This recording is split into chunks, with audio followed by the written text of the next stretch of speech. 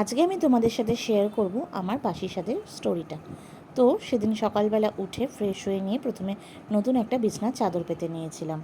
তারপর ঠিক ঘড়িতে 8টা বাজতে না বাজতে আমার মা চলে এসেছিল। পরে অবশ্য বাড়ির বাদবাকি সবাই আসবে, কিন্তু যেহেতু সেদিনকে অনেক কাজ থাকে তাই জন্য মা আগেই চলে এসেছিল।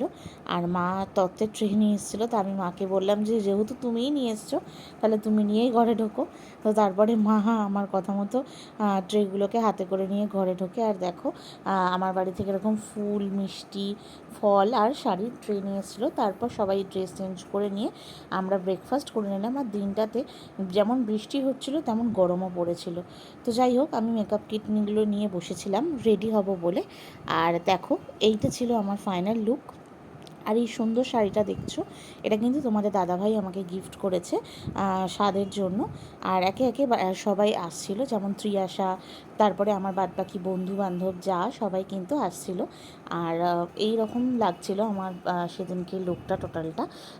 মোটামুটি সেদিনকে একটু ইচ্ছা করছিল ভালোভাবে সাজবো, তাই সেজেছি। তারপরে বাকি সবাই আসছিল, আমার বাবাও চলে এসেছিলো।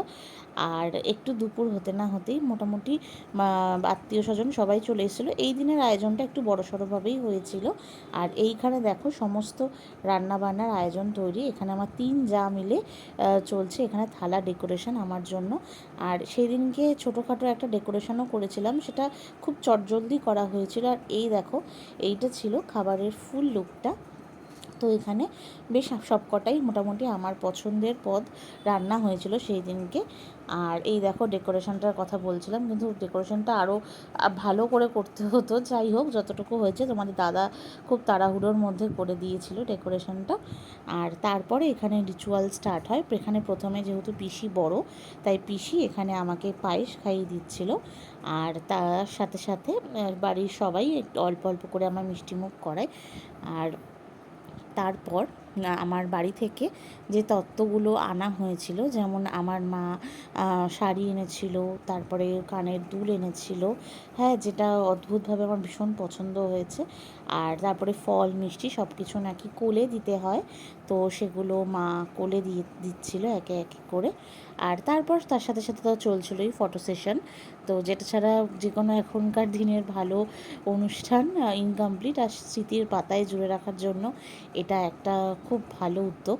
তো এখানে আমরা সবাই মিলে ছবি তুলছিলাম, এখানে পিসি, আমার বান্ধবী সবাই ছিল।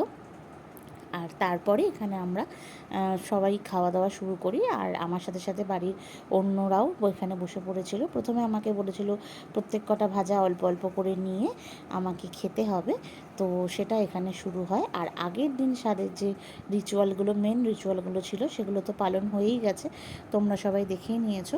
তো এখানে আমি খেতে বসি। আর প্রত্যেকটা রান্না যেমন মন পছন্দ মতো হয়েছিল, তেমন কিন্তু খুব সুন্দর হয়েছিল। তো তো ফাইনালি খাওয়া দাওয়া করে এই জাস্ট ওপরে এলাম। তো এখন বড়রা বললে একটু রেস্ট নিতে হবে।